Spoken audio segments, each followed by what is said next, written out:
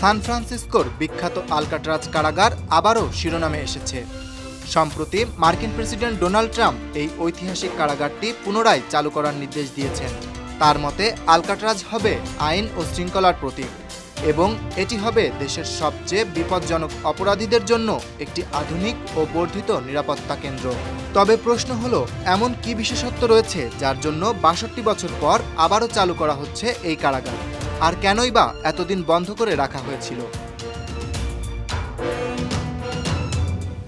Alcatraz দ্বীপটি সর্বপ্রথম ১৯০৭ সালে মার্কিন সামরিক কারাগার হিসেবে ব্যবহৃত হয়। ১৯৩৪ থেকে ১৯৬৩ সাল পর্যন্ত এটি একটি ফেডারেল সর্বোচ্চ নিরাপত্তা কারাগার ছিল, যেখানে আল কাপোন, জর্জ, মেশিনগান কেলি এবং রবার্ট স্ট্রাউডের মতো কুখ্যাত অপরাধীরা বন্দী ছিলেন।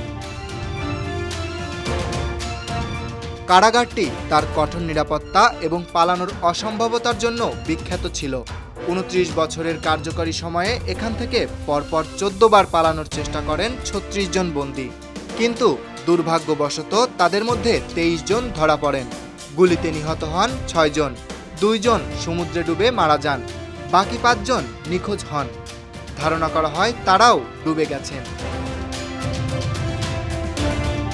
সবচেয়ে বিখ্যাত পালানোর ঘটনাটি ঘটে ১৯৬২ সালের জুন মাসে, যখন ফ্রাঙ্ক মরিস এবং অ্যাকলিন ভাইরা কাগজের তৈরি নকল মাথা ব্যবহার করে তাদের বিছানায় রেখে পালিয়ে যান। তারা একটি ইম্প্রোভাইজড রাফটে করে দ্বীপ ছেড়ে যান, কিন্তু তাদের ভাগ্য আজও অজানা। এই ঘটনায় এসকেপ ফ্রম আলকাট্রাজ নামক একটি চলচ্চিত্র নির্মিত হয়েছে। এরপর ১৯৬৩ সালে উচ্চ রক্ষণাবেক্ষণ খরচ এবং কাঠামোগত অবনতির কারণে কারাগারটি বন্ধ করে দেওয়া হয়। বর্তমানে এটি একটি জাতীয় ঐতিহাসিক স্থান ও পর্যটন আকর্ষণ কেন্দ্র হিসেবে ব্যবহৃত হচ্ছে। এর আগে ১৯৪৬ সালে ব্যাটল অব আলকাট্রাজ ঘটনায় ৬ জন বন্দী পালানোর চেষ্টা করে। এ সময় ২ জন প্রহরী নিহত হন এবং আহত হন অন্তত ১৮ জন। মার্কিন মেরিন বাহিনী হস্তক্ষেপ করে পরিস্থিতি নিয়ন্ত্রণে আনে।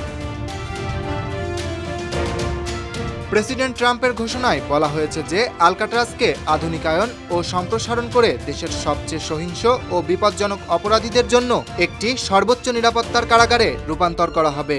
তিনি এটিকে সমাজের আবর্জনাদের জন্য একটি উপযুক্ত স্থান হিসেবে উল্লেখ করেছেন এবং বলেছেন যে এটি হবে আইন, শৃঙ্খলা ও ন্যায়ের প্রতীক। এই পরিকল্পনায় federal bureau of prisons, FBI, বিচার বিভাগ এবং হোমল্যান্ড সিকিউরিটি বিভাগের সমন্বয়ে কাজ করা হবে।